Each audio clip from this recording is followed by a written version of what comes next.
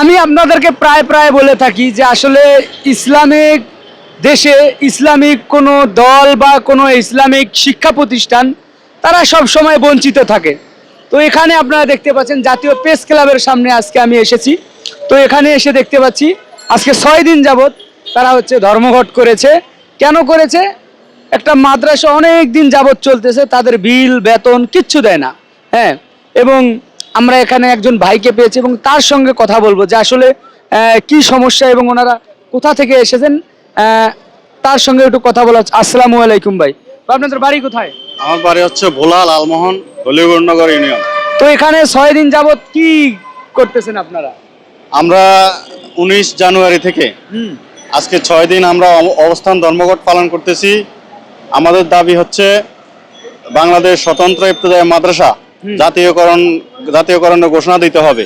অনতি বিলম্বে যদি ঘোষণা না দেয় তাহলে আমরা কঠোর আন্দোলনের ডাক দিবেন। জি। তো আপনাদের এটার বিল বেতন হয় না? আপনারা জানেন 1984 সনে মাদ্রাসা শিক্ষা বোর্ড কর্তৃক রেজিস্ট্রেশন প্রাপ্ত স্বতন্ত্র ইবতেদায়ী মাদ্রাসা অনুমোদন দেয়। এরপরে 1994 সনে রেজিস্ট্রারি প্রাথমিক বিদ্যালয়কে অনুমোদন দেয়।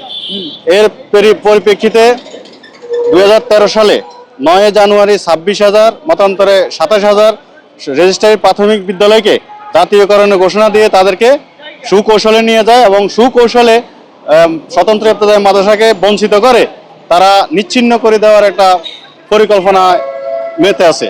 এবং দীর্ঘদিন যাবৎ অবহেলিত আজকে 40-42 বছর স্বতন্ত্র ইবতেদায়ী মাদ্রাসা বিনা বেতনে পাঠদান করে আসতেছে এবং সকল স্বতন্ত্র ইবতেদায়ী শিক্ষকরা মানবতার জীবনযাপন করতেছে। তাদের পরিবার অনাহারে না খেয়ে মৃত্যুবরণ করতেছে। তারা কোনো চিকিৎসা পাচ্ছে না, চিকিৎসার খরচ পাচ্ছে না, তারা কোনো বেতনও পাচ্ছে না।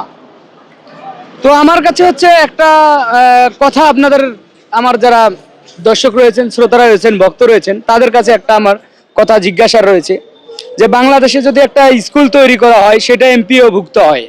হ্যাঁ, একটা কলেজ তৈরি করলে এটাও 2-4 বছর পর এমপিও ভুক্ত হয়। কিন্তু একটা মাদ্রাসা 40 বছর ধরে রয়েছে, তাদের বিল হয় না, বেতন হয় না। হ্যাঁ, তারা কিভাবে চলে এই বিষয়টা লক্ষ্য করেছেন? এখানে আমাদের বোনরাও কিন্তু এসেছে। হ্যাঁ, তারাও কিন্তু এসেছে।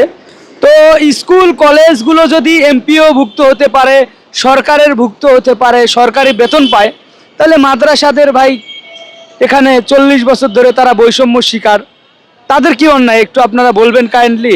আসলে এটা আমার মাথায় ধরে না যে বাংলাদেশের সকল শিক্ষা প্রতিষ্ঠান যদি এমপিও ভুক্ত আওতায় আনা যায় তো মাদ্রাসাদেরকে কেন নয়?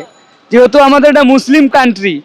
হ্যাঁ, 95% মানুষ আমরা মুসলিম, আমরা সব সময় বলে থাকি, কিন্তু অথচ মাদ্রাসা যেখানে ধর্মীয় বিষয়গুলো বেশিরভাগ তুলে ধরে মাদ্রাসায়, তো সেই শিক্ষা প্রতিষ্ঠানগুলো তারা হচ্ছে বেতন পায় না, বিনা বেতনে চলে, এবং মসজিদের ইমাম সাহেবরা বেতন পায় না।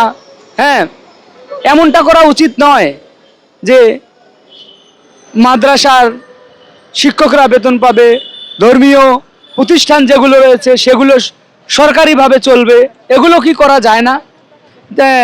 আমরা কথায় কথায় বলে থাকি যে আমরা 95% মুসলিম, কিন্তু মুসলিম শুধু নামেরই, কিন্তু ইসলামিক যেখানে শিক্ষা হয় সেগুলোতে সরকারিভাবে কেউই দেখে না। তো দেখতে পাচ্ছেন এখানে তারা মানববন্ধন করেছে, আজকে 6 দিন যাবত রয়েছে, আরও থাকবে। ধর্মঘট করেছে জাতীয় প্রেস ক্লাবের সামনে। তো দেখতেই পাচ্ছেন এখানে আমাদের শুধু বাইরে না, এখানে বোনরাও এসেছে, তারাও কিন্তু ধর্মঘট করে এভাবে বসে আছে। আপনারা অবশ্যই আপনারা যেখান থেকে দেখতে পাচ্ছেন ভিডিওটা, অবশ্যই ভিডিওটা শেয়ার করে দিবেন যে কেন বৈষম্য বিরোধী আন্দোলন হওয়ার পরেও যদি তাদেরকে বৈষম্যের শিকার হতে হয় তো এর থেকে দুঃখের আর কিছু হয় না।